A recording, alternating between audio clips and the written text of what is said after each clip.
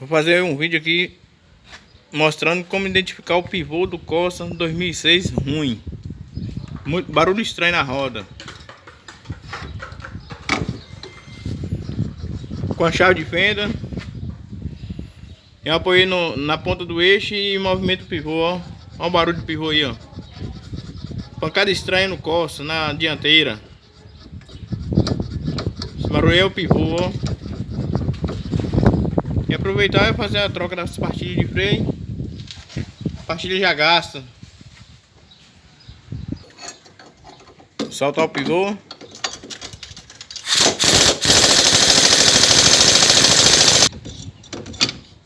Soltar os dois parafusos com a junta da...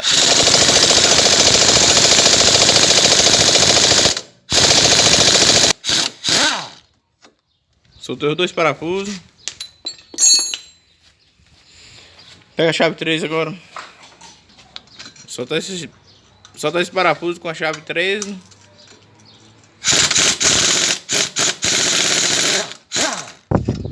Soltar agora o suporte.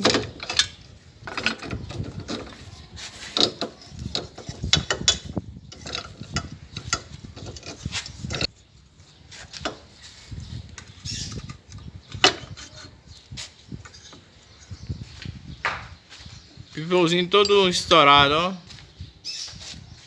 Como trocar o pivô do Corsa, ano 2006. Com a marretinha você dá umas pancadinhas nele aí, ó. Soltou. Pivô todo estourado. Ó. Pancada grande na roda do Corsa. Pivô pifado. Fazer a instalação agora do pivô novo.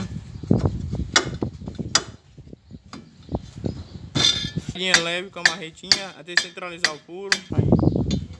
Centralizado certinho. Parafusinho encaixou fácil.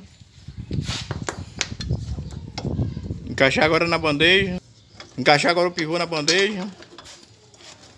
Centralizar os parafusos. Prisioneiro que é 2. Os parafusos já está centralizado.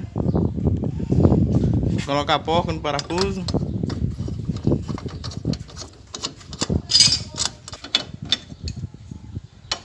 Apertar os parafusos agora. Esse vídeo é como trocar o pivô do Corsa.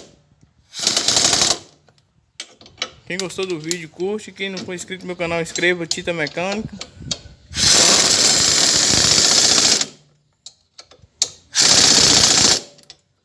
Gabrielzão sempre vem na ativa, jogando duro, me ajudando.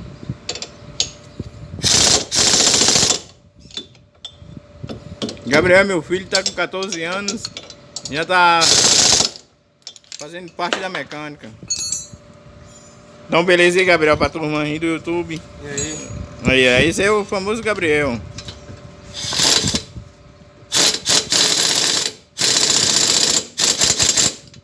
Gabrielzão só na ativa.